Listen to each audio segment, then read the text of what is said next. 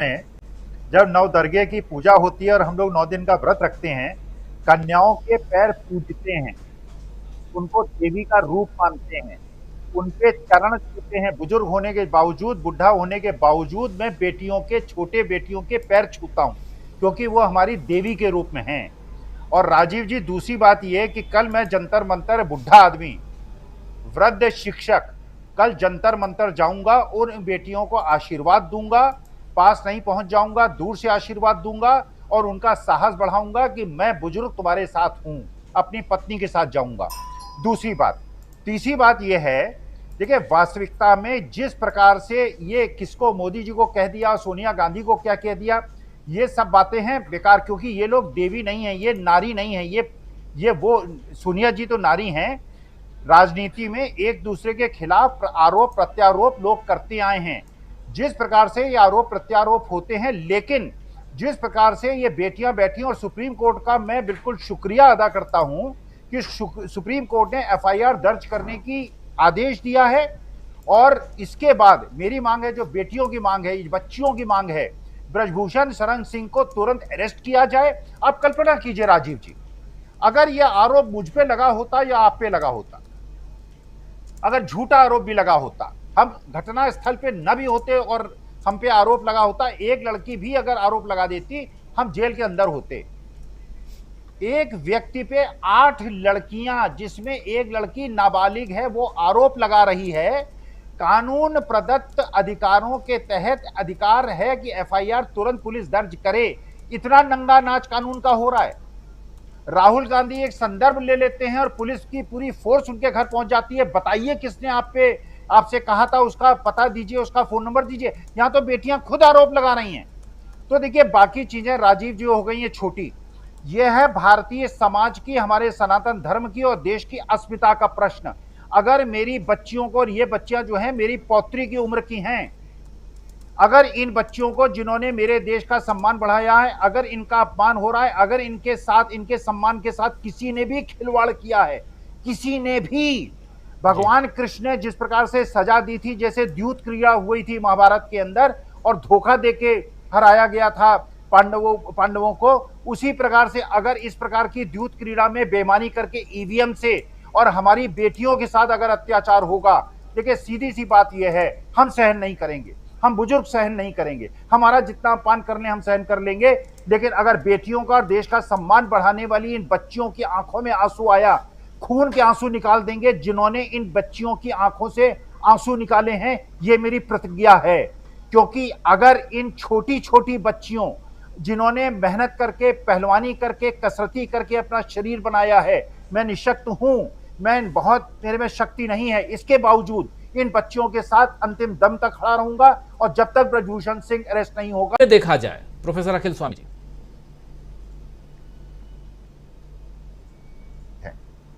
मैं क्षमा याचना के साथ, कल मैंने जो फोरकास्ट किया था कि बीजेपी को 50 सीट नहीं मिलेगी, अब मुझे लगता है उनको 10 सीट भी नहीं मिलेगी। उसका कारण मैं बताता हूं।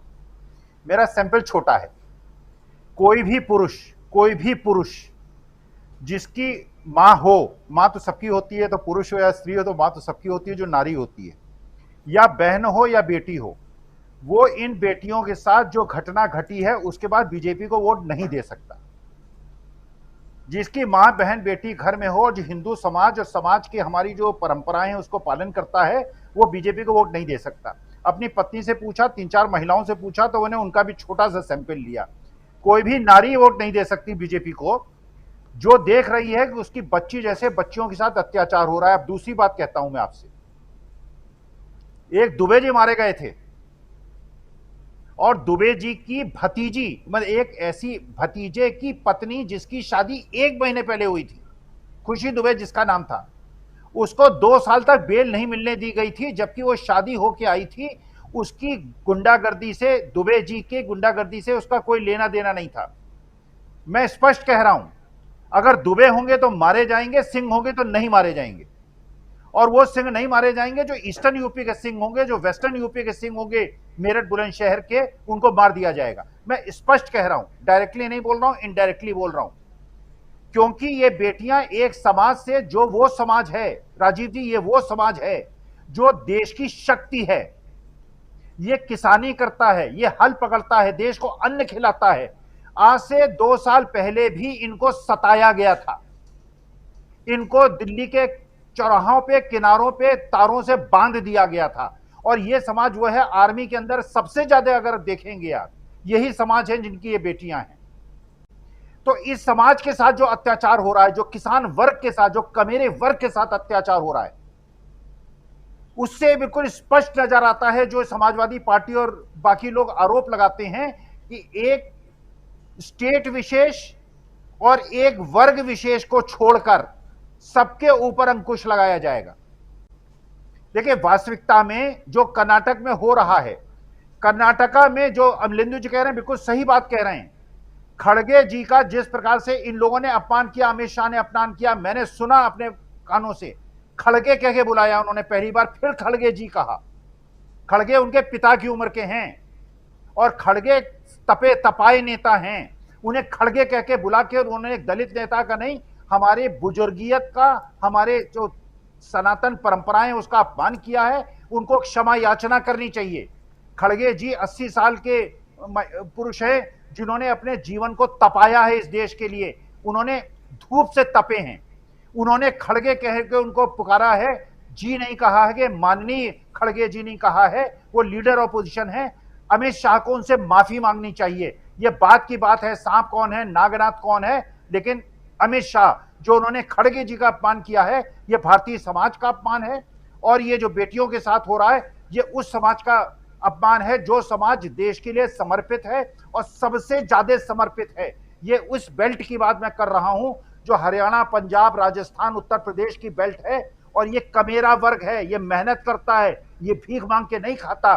सेना में सबसे ज्यादा अगर लोग हैं तो इस वर्ग के हैं जिनके बेटियों का अपमान राजीव जी हो रहा है। जी बिल्कुल, जाट कम्युनिटी और जानते हो कि कर्नाटक में जो सरकार है वो चोरी की सरकार है। सबसे पहले वो सरकार आपने नहीं चुनी थी, बीजेपी के लोगों ने पैसा देकर, एमएलए खरीदकर वो सरकार चोरी की। उसके बाद हर काम में बीजेपी ने 40% कमीशन लिया है। तो इसको हमें 40% सरकार कहना चाहिए। कॉन्ट्रैक्टर एसोसिएशन ने नरेंद्र मोदी जी को चिट्ठी लिखी और कहा कि ये 40% लेते हैं। प्रधानमंत्री ने जवाब नहीं दिया। हमारी सरकार आने वाली है और ये भी तय है कि बीजेपी को 40 नंबर बहुत अच्छा लगता है। 40 नंबर से इनको प्यार है, मोहब्बत है, इसीलिए कर्नाटक की जनता इनको 40 सीटें देगी और कांग्रेस पार्टी को कम से कम 150 सीट मिलेगी। 3 साल इन्होंने चोरी की, 40% कमीशन लिया। आपको याद होगा जब 371J की बात हुई तो अडवाणी जी ने, वाजपेयी जी ने कहा कि नहीं किया जा सकता, और जैसे ही हमारी सरकार आई हमने वो काम कर दिया और आपको हजारों रोजगार, इंजीनियर्स, डॉक्टर्स, लॉयर्स बनने का ये अपॉर्चुनिटी मिली। और सच्चाई ये है कि बीजेपी की सरकार 371J को इंप्लीमेंट नहीं करती है। 50,000 रोजगार जो आपके हैं आज वेकेंट पड़े हैं, हम इन 50,000 रोजगार को भरेंगे। स्पेशल एजुकेशन जोन पॉलिसी यहाँ आपको देंगे जिससे IITs और IIMs भी यहाँ आए और 5,000 करोड़ रुपए हम इस रीजन के लिए अलग करेंगे।